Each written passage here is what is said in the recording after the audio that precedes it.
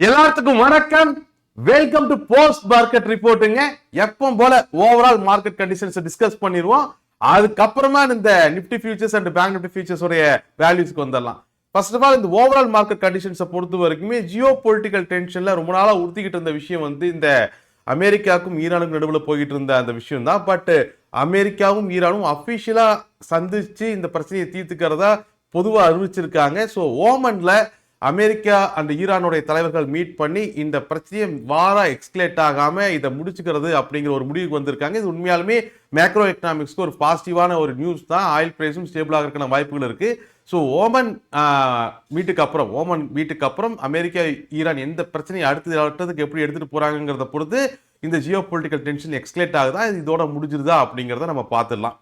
அது இப்போதைக்கு அது ஒரு பாசிட்டிவ் நியூஸ். ஓமன்ல இந்த மீட்டிங் நடக்கிறது அப்படிங்கிறது ரொம்பவுமே பாசிட்டிவான ஒரு நியூஸ் தான். பட் அமெரிக்கன் மார்க்கெட்டை பொறுத்த வரைக்கும் பிரச்சனை வந்து ஜியோ பொலிட்டிக்கல் டென்ஷன் இல்லை. இப்போதைக்கு அமெரிக்கன் மார்க்கெட்டோட இஷ்யூ அப்படிங்கிறது ஏஐ இன்வெஸ்ட்மெண்ட்ஸ் தான். எப்படி மைக்ரோசாஃப்ட் ஒரு ரிசல்ட்ஸ் வந்ததுக்கு அப்புறம் அமெரிக்கன் மார்க்கெட்டை போட்டு நிறைய பேர் அடிச்சாங்களோ அதே மாதிரி தான் நேற்று அமேசான் ரிசல்ட் வந்ததுக்கு அப்புறம் அதே இம்பாக்டை யூஎஸ் மார்க்கெட்டில் பார்க்க முடிஞ்சுது. அமெரிக்காவில் ஏஐ இன்வெஸ்ட்மெண்ட்ஸ் பற்றின ஒரு மிகப்பெரிய கவலை இப்போ ஏற்பட்டிருக்கு. அது எல்லா ரிசல்ட்ஸுமே இது ப்ரூவ் பண்ணியிருக்கு. ஏன்னா ஏஐ இன்வெஸ்ட்மெண்ட்ஸ் இப்போதைக்கு பணம் தரப்போறது இல்லை அப்படிங்கிறது ஓரளவுக்கு உறுதியாயிருச்சு. ஸோ அமேசான் ஒரு ரிசல்ட்ஸ் வந்ததுக்கு அப்புறமும் அதே இம்பாக்டை பார்க்க முடிஞ்சது. அமேசான் மிகப்பெரிய அளவில் ப்ராஃபிட் புக்கிங்கை போச்சு. ஸோ யூஎஸ் மார்க்கெட் நேற்று அதனால் இறங்கி இருந்ததையும் நம்ம பார்த்தோம். இதெல்லாம் அது போக அமெரிக்காவோட டேட்டாவும் ஓரளவுக்கு தான் இருந்துச்சு. அமெரிக்காவோட டேட்டான்னு பேசும்பொழுது இன்னொரு விஷயம் ஞாபகம் வருது. இன்னைக்கு சாயங்காலம் அமெரிக்காவில் இந்த நான் பேரோல் டேட்டா வருது. ஓகே, ஸோ அதையும் நம்ம பார்க்கணும். அந்த டேட்டா எப்படி இருக்குது அப்படிங்கிறத பார்க்கணும். ஸோ அமெரிக்கா மார்க்கெட்ஸை பொறுத்த வரைக்கும் நம்ம பெருசாக ஒரி பண்ணிக்கணும்னா ஐடி இண்டஸ்ட்ரி உடைய ரிசல்ட்ஸு, ஏஐ இன்வெஸ்ட்மெண்ட்ஸ் பண்ணியிருக்கக்கூடிய கம்பெனிகளில் குறிப்பாத்து இப்போ ப்ராஃபிட் புக்கிங் நடக்குது. இதெல்லாம் தான் அமெரிக்கன் மார்க்கெட் அல்லது குளோபல் மார்க்கெட்ஸ்லேயே அதுதான் ஒரியிங் ஃபேக்டர் இப்போ. மற்றபடி அமெரிக்கா அண்ட் இந்தியாவோட யூஎஸ் டீல் அப்படிங்கிறது மறுபடியும் மெயின் பிக்சரில் தான் இருக்குது. ஏன்னா இன்னுமே டிராஃப்ட் வெளியாகலை. இன்னைக்கு நிறைய நியூஸ் சேனல்கள் வந்து இந்த கவர்மெண்ட் சோர்ஸ் கொடுத்ததா சொல்லி ஒரு நியூஸ் பப்ளிஷ் பண்ணியிருந்தாங்க. அதாவது இனிஷியலாக வரக்கூடிய அமெரிக்கா யூஎஸ் இந்தியாவுடைய டிராஃப்டில், யூஎஸ் இந்தியா டீலோடைய டிராஃப்டில் இந்த அக்ரிகல்ச்சர் ப்ராடக்ட்ஸை பற்றின இன்ஃபர்மேஷன் இருக்க போகிறது இல்லை அப்படிங்கிறது. அதை வந்து இப்போதைக்கு அந்த யூஎஸ் இந்தியா டிராஃப்ட்லேருந்து அதை எக்ஸ்க்ளூட் பண்ணுறாங்க. இப்போதைக்கு யூஎஸ் இந்தியாவோட டிராஃப்டில் அந்த ட்ரேட் டீலில் இந்த அக்ரிகல்ச்சர் ப்ராடக்ட் இடம்பெறாது அப்படிங்கிற விஷயத்த கவர்மெண்ட் சோர்ஸ் வெளியிட்டு இருக்கிறதா நியூஸ் பேப்பர்கள் பெருமளவில் இன்னைக்கு வெளியிட்டு இருந்தாங்க. Even economic times and CNBC 18 கூட இதை பற்றின டிஸ்கஷன் போயிட்டு இருந்தது நம்மளால பார்க்க முடிஞ்சுது. எனவே டிராஃப்ட் வந்ததுக்கு அப்புறம் தான் நம்ம உறுதிப்படுத்திக்க முடியும். ஏன்னா அது கவர்மெண்ட் சோர்ஸ் யாரு அப்படிங்கிறத எந்த நியூஸ் பேப்பருமே வெளியிடல. மீன்வாயில் வந்து அமெரிக்கா என்ன பண்ணியிருக்கு அப்படின்னு சொன்னா, இந்தியாவுக்கான இந்த டாரிஃப்ல பாஸ்மதி ரைஸ்க்கான டாரிஃபை 50%லேருந்து 18% கம்மி பண்ணியிருக்கு. ஸோ பாஸ்மதி ரைஸோடைய எக்ஸ்போர்ட் வந்து மறுபடியும் பெரிய அளவில் இன்க்ரீஸ் ஆகும்னு எதிர்பார்க்கப்படுது.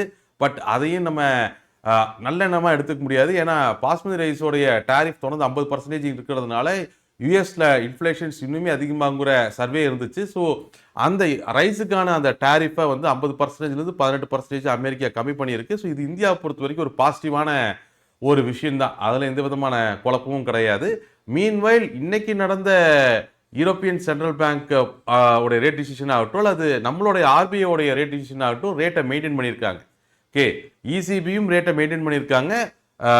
ஆர்பிஐயும் ரேட்ல எந்த ஒரு சேஞ்சஸும் வைக்கல. அதே ரேட்டை அப்படியே அன்சேஞ்சாக தான் மெயின்டைன் பண்ணியிருக்காங்க. பட் ஆர்பிஐ மீட்டிங்கை பொறுத்த வரைக்குமே ரேட் அன்சேஞ்சுனாலுமே அதை தாண்டி இன்னும் நிறைய விஷயங்களை நம்ம கவனிக்க வேண்டியது இருக்கு. ஒன்று, ஆர்பிஐ கவர்னர் பேசும்பொழுது ஜிடிபியை போட்காஸ்ட் அவர் இன்க்ரீஸ் பண்ணியிருக்காரு. அதில் குழப்பம் இல்லை. ஜிடிபி இன்க்ரீஸ் ஆகுங்கிறதுல குழப்பம் இல்லை. அதே நேரத்தில் இன்ஃப்ளேஷனும் லைட்டாக இன்க்ரீஸ் ஆகும், மார்ஜினலாக இன்க்ரீஸ் ஆகும் அப்படிங்கிறதையும் அவர் சொல்லியிருக்கார். அதாவது இன்ஃப்ளேஷன் மார்ஜினலாக இன்க்ரீஸ் ஆகும்னா 2லேருந்து 3-4 இல்லை, 2லேருந்து ஒரு 2.1 2.2 வரைக்கும் தான் அவர் சொல்லக்கூடிய வேல்யூ.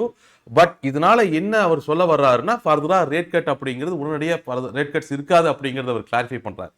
ஓகே, இமீடியட்டாக ரேட் கட்ஸ் வந்து இருக்கிறதுக்கான வாய்ப்பு இல்லை. ஏன்னா இன்ஃப்ளேஷன் அதிகமான வாய்ப்பு, அதாவது ஸ்லைட்டாகவே அதிகமாகிறதுக்கான வாய்ப்பு இருக்குது. அப்படிங்கிற பட்சத்தில் இப்போதைக்கு அடுத்தடுத்த மீட்டிங்லையும் ரேட் கட் இருக்கிறதுக்கான வாய்ப்பு இல்லை அப்படிங்கிறது நம்ம உறுதிப்படுத்திக்கலாம். ஓகே, மேபி இன்னும் 2-3 ஆர்பிஐ மீட்டிங்க்கு அப்புறம் ரேட் கட் வரக்கான வாய்ப்புகள் இருக்குது. இப்போதைக்கு இல்லை. அது போக இன்னும் நிறைய விஷயங்களை ஆர்பிஐ மீட்டிங்கில் பார்க்கலாம். உதாரணத்துக்கு அந்த 25,000 ரூபா செக்யூரிட்டி ஃப்ராடுக்கு அகேன்ஸ்டாக சைபர் செக்யூரிட்டி விக்டம்ஸ்க்கு காப்பாற்றுறதுக்காக ஒரு லயபிலிட்டி சீல்டை ஒன்று உருவாக்கியிருக்காங்க ஆர்பிஐ. அதாவது நீங்கள் சப்போஸ் உங்களோட பேங்க்லேருந்து யாராவது ஹேக் பண்ணி பணம் எடுத்துட்டாலோ இல்லை உங்களுக்கு தெரியாமல் உங்கள் அக்கௌண்ட்லேருந்து பணம் போனாலோ அது ரிட்ரீவ் பண்ணுறதுக்கு அல்லது அந்த லாஸை லயபிலிட்டி 25,000 முடிக்கிறதுக்கான ஒரு ஸ்கீம் அது. பட் இதுலேயுமே நிறைய லூப் ஹோல்ஸ் இருக்குது. நீங்கள் ஓடிபியை ஷேர் பண்ணியிருந்தீங்கனாலோ இல்லை உங்களோட தவறுனால இது நடந்திருந்தனாலோ இதை நீங்கள் கிளைம் பண்ண முடியாது. அதுவுமே நீங்கள் இமீடியட்டாக பேங்க்குக்கு ரிப்போர்ட் பண்ணணும். அந்த பேங்க் அதை அஃபிஷியல் கம்ப்ளைண்ட்டாக எடுக்கணும். இந்த மாதிரி நிறையா விஷயங்கள் இருக்குது. பட் இது ஒரு நல்ல ஸ்கீம், அதில் எந்த விதமான குழப்பமும் கிடையாது.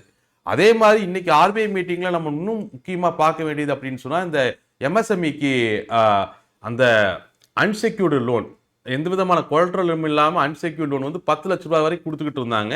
இப்போ அதை 20 லட்ச ரூபாய் எக்ஸ்பேண்ட் பண்ணியிருக்காங்க. ஸோ இது வந்து எம்எஸ்எம்இக்கு உண்மையாலுமே ஒரு பாசிட்டிவான ஒரு நியூஸ் தான். சிறு சிறு தொழில்கள் வந்து இதனால் வலுவடைறதுக்கான வாய்ப்புகள் இருக்குது. ஸோ கொலட்ரலோ அல்லது எந்த ஒரு செக்யூரிட்டியும் இல்லாமல் 20 லட்ச ரூபா வரைக்கும் இந்த எம்எஸ்எம்இ நிறுவனங்கள் வந்து லோன் வாங்கிக்க முடியும் பேங்க்ல இருந்து. இது பேங்குகள் எந்த அளவுக்கு இம்ப்ளிமெண்ட் பண்ணுது அப்படிங்கிறத பார்க்கலாம். பட் எப்படி இருந்தாலுமே கவர்மெண்ட் பேங்க் இம்ப்ளிமெண்ட் பண்ணித்தாகணும். பட் பிரைவேட் பேங்குகள் இம்ப்ளிமெண்ட் பண்ணுறது அப்படிங்கிறது கொஞ்சம் சிரமமான விஷயம் தான். ஸோ இந்த மாதிரியான நிறைய அனௌன்ஸ்மெண்ட்ஸ் ஆர்பிஐ மீட்டிங்கில் இருந்துச்சு. ஓவரால் ஆர்பிஐ மீட்டிங்கை பொறுத்த வரைக்குமே இது ஒரு நியூட்ரலான ஒரு மீட்டிங் தான். பெரிய அளவில் கொண்டாடுற அளவுக்கான பாசிட்டிவ் நியூஸஸ் எதுவுமே இல்லை. ரெண்டுமே மாறி மாறி இருந்துச்சு. ஒரு பக்கம் ஜிடிபி இன்க்ரீஸ் ஆகுது, அதே மாதிரி தான் இன்ஃப்ளேஷனும் மார்ஜினல் இன்க்ரீஸ் ஆகும். அதனால ஃபர்தர் ரேட் கட் இருக்காது அப்படிங்கிறதாகட்டும், நிறைய ஸ்கீம்ஸ்களாகட்டும் ஓவராலாக பார்க்கும்பொழுது நெகட்டிவான பெரிய விஷயங்கள் எதுவும் கிடையாது. அதே நேரத்தில் ஒரு நியூட்ரலான ஒரு ரிசல்ட் தான். ஒரு என்ஜாய் பண்ணி ஒரு மார்க்கெட் அப்படியே பெரிய அளவில் பூம் ஆகிற அளவுக்கான பாசிட்டிவ் நியூஸஸும் எதுவும் கிடையாது. ஒரு நார்மலான ஆர்பிஐ மீட்டிங்காக தான் இது முடிஞ்சிருக்கு. இதை தவிர இந்தியன் மார்க்கெட்ஸில் உரி பண்ணிக்க வேண்டியது அப்படின்னு மாதிரியான பெரிய விஷயங்கள் எதுவும் நடக்கல. பட் நாளைக்கு வந்து இந்த ஸ்டேட் பேங்க் ஆஃப் இந்தியாவுடைய ரிசல்ட்ஸ் வருது சனிக்கிழமை நாள். அதை கொஞ்சம் நம்ம பார்க்கணும். ஓகே, அதை மட்டும் கொஞ்சம் ஞாபகம் வச்சுக்கோங்க. இதுக்கப்புறம் இந்தியன் மார்க்கெட்ஸோடைய மிகப்பெரிய மூமெண்ட் அப்படிங்கிறது டிராஃப்ட், யுஎஸ் இந்தியாக்கான டீல் டிராஃப்ட் வெளியானதுக்கப்புறம் பார்க்கலாம். அதே மாதிரி அடுத்த வாரத்தில் பொறுத்த வரைக்குமே இந்தியாவோட இன்ஃப்ளேஷன் டேட்டா வருது, அதே மாதிரி யூஎஸோட இன்ஃப்ளேஷன் டேட்டா வருது. ஸோ அடுத்த வாரம் கொஞ்சம் டேட்டாக்களில் பிஸியாக இருக்கும். ஸோ வீக்கெண்ட் என்ஜாய் பண்ணிவிட்டு அடுத்த வாரத்துக்கு நம்ம ரெடி ஆயிடுவோம். பட் இந்த மாதிரி எந்த டேட்டாக்கள் வந்து எப்படி மாறினாலும் மார்க்கெட்டை அதோடைய வேல்யூஸில் ஹெட்ஜஸ் எடுத்து மூவ் பண்ணுங்கள், டிசிப்ளினாக மூவ் பண்ணுங்கள், ரூலில் மூவ் பண்ணுங்கள். அது ரொம்ப முக்கியம். வேல்யூஸ் எப்போ போல் நம்ம டிஸ்கஸ் பண்ணிடலாம். ஸோ மார்க்கெட்டு வேல்யூவை பொறுத்த வரைக்கும் மார்க்கெட்டோடைய க்ளோஸ் 25,729, 25,728 அப்படிங்கிறது தான் நம்ம மந்த்லி ரெசிஸ்டன்ஸ். ஸோ அந்த வேல்யூட இம்பார்ட்டன்ட் என்னங்கிறது அண்டர்ஸ்டாண்ட் ஆயிருக்கும். ஸோ இன்னத்த மார்க்கெட்டை பொறுத்த வரைக்குமே 25,688 தான் பிரைமரி சப்போர்ட் அண்டு அதுதான் மந்த்லி சப்போர்ட்டாக இருந்துச்சு. மார்க்கெட் ஓப்பன் ஆன உடனே அதை பிரேக் பண்ணி கீழே இறங்கினதை பார்த்தோம். அப்படி கீழே இறங்கின மார்க்கெட்டு ஃபர்ஸ்ட்டு இன்ட்ராடே சப்போர்ட்டான 25,632 அச்சீவ் பண்ணி அதுக்கு கீழே ரெண்டாவது இன்ட்ராடே சப்போர்ட்டான 25,562 நோக்கி நகர்ந்துச்சு. 560, 67 வரும்பொழுதே மார்க்கெட்டை புல்ஸ் டிஃபெண்ட் பண்ணினதை பார்த்தோம்.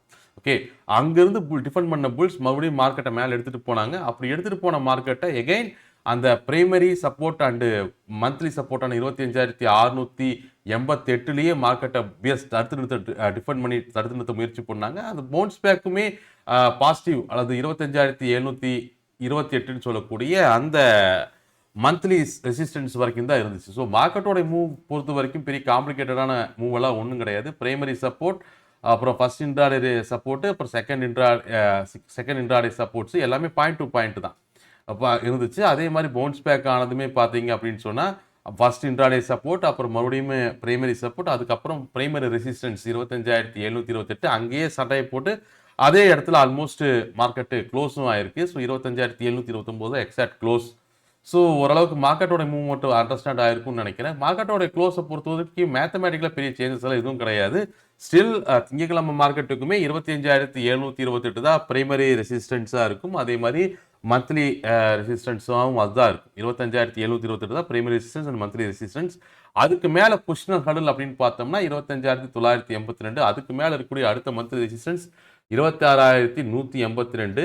இதுக்கு கீழே பிரைமரி சப்போர்ட் அல்லது மந்த்லி சப்போர்ட் ரெண்டுமே 25,688 தான். அதுக்கு கீழே பொசிஷனுடன் 25,472. அதுக்கு கீழே இருக்கக்கூடிய மந்த்லி சப்போர்ட் 25,232.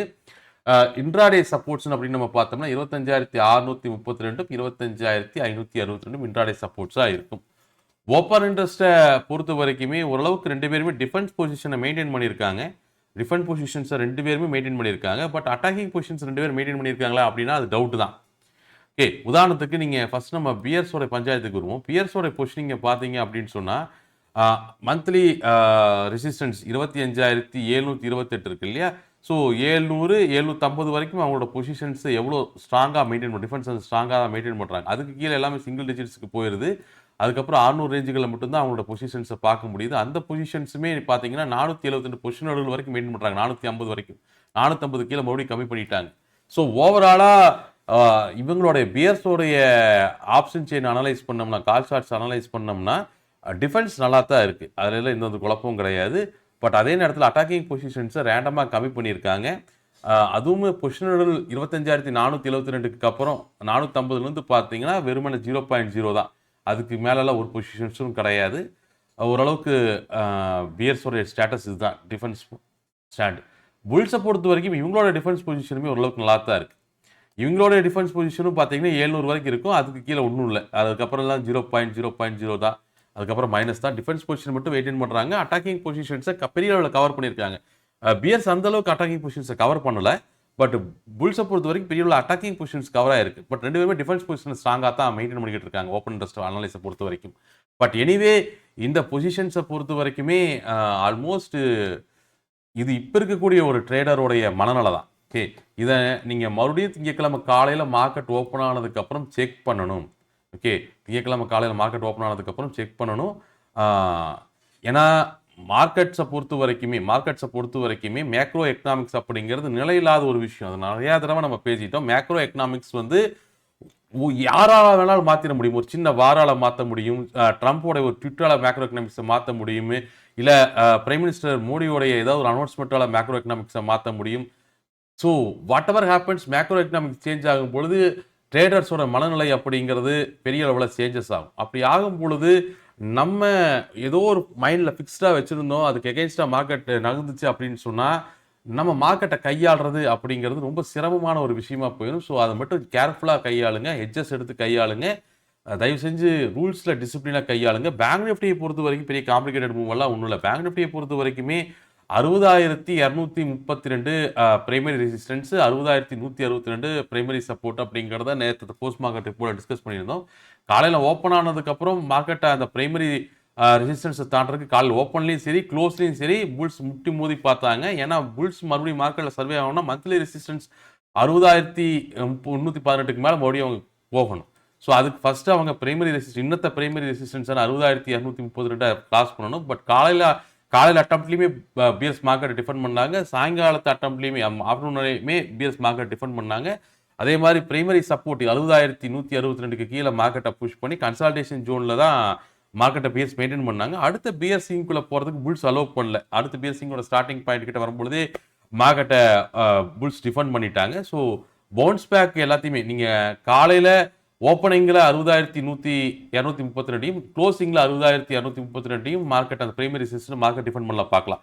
அதே மாதிரி ரன்னிங் டைமில் அந்த 60,162 சொல்லக்கூடிய பிரைமரி சப்போர்ட்டை உட்காந்து டிஃபெண்ட் பண்ணிட்டு இருந்தாங்க பிஎஸ். இவ்வளோதான் மார்க்கெட்டோட பேங்க் நிஃப்டியோட ஓவரால் மூவ். பேங்க் நிஃப்டி இன்னுமே எந்த ஒரு மந்த்லி ஸ்விங்குக்குள்ளேயும் போகல. ஒரு கன்சால்டேஷன் ரேஞ்சுக்குள்ளேயே தான் இருந்துகிட்டு இருக்கு.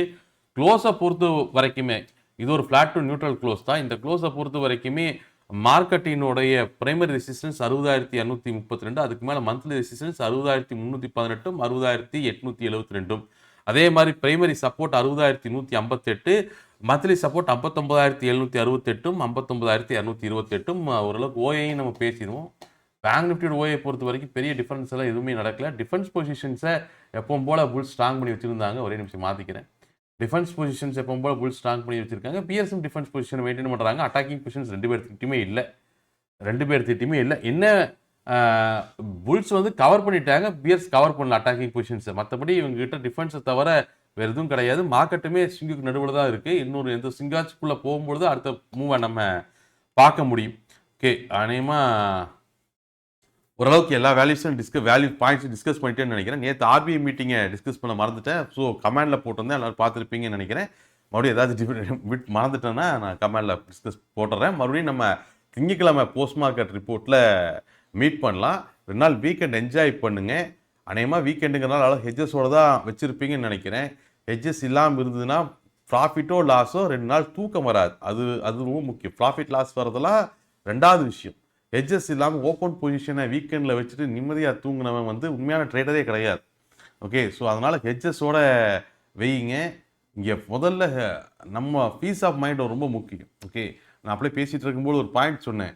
நீங்கள் மார்க்கெட்டை வந்து ஒரு ஆங்கிளில் ஃபிக்ஸ் பண்ணிட்டீங்களா, ஏறும்னு ஒரு நம்பிக்கையோட ஃபிக்ஸ் பண்ணி ஒரு பிரெயின் பொசிஷன் எடுத்துட்டிங்கன்னா, மார்க்கெட் இறங்குச்சுன்னா நம்ம என்ன ஹேண்டில் பண்ணணுங்கிறதே நம்மளோட கான்சியஸ் மைண்டோ சப்கான்ஷியஸ் மைண்டோ யோசிக்க தடுமாறும். ஸோ எப்போவுமே பொசிஷன்ஸ் ரெடியாக இருங்க. மேக்ரோ எக்கனாமிக்ஸ் எப்போவுமே நிலையானது கிடையாது. ஸோ ஹெட்ஜஸ் எடுத்து ஹேண்டில் பண்ணுங்கள், டிசிப்ளினாக ஹேண்டில் பண்ணுங்கள். நம்ம பார்ப்போம் மறுபடியும்.